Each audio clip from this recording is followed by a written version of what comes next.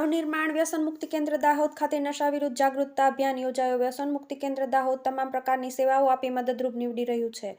દાહોદમાં નવા વર્ષના શુભારંભ નિમિત્તે તાલુકા આરોગ્ય કચેરી દાહોદ અને નવનિર્માણ વ્યસન મુક્તિ કેન્દ્ર દાહોદ દ્વારા આયોજિત નશા વિરુદ્ધ જાગૃતતા અભિયાન તારીખ 1 જાન્યુઆરી 2025ના બુધવારના રોજ નવનિર્માણ વ્યસન મુક્તિ કેન્દ્ર દાહોદ ખાતે યોજવામાં આવ્યો હતો. આ વ્યસન મુક્તિ કાર્યક્રમ નિમિત્તે નવનિર્માણ વ્યસન મુક્તિ કેન્દ્ર દાહોદ દ્વારા શરાબિયત કે કોઈપણ પ્રકારનો નશો કરવો એ એક રોગ છે અને એની સારવાર શક્ય છે એ વિશે વિસ્તારપૂર્વક જાણકારી આપવામાં આવી હતી. આ જાન લેવા નશાનો ઇલાજ કરી શકાય છે. કાઉન્સેલિંગ થકી માનસિક બદલાવ અને વિચારોની દિશા બદલી શકાય છે.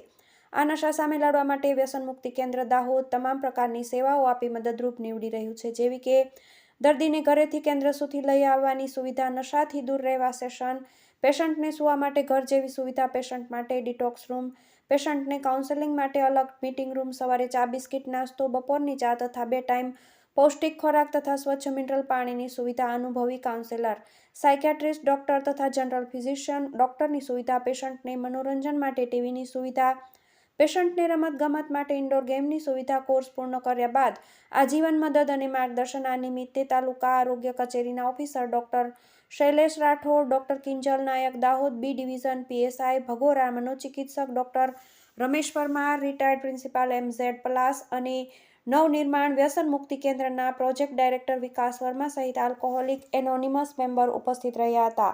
TV18 news Dahod.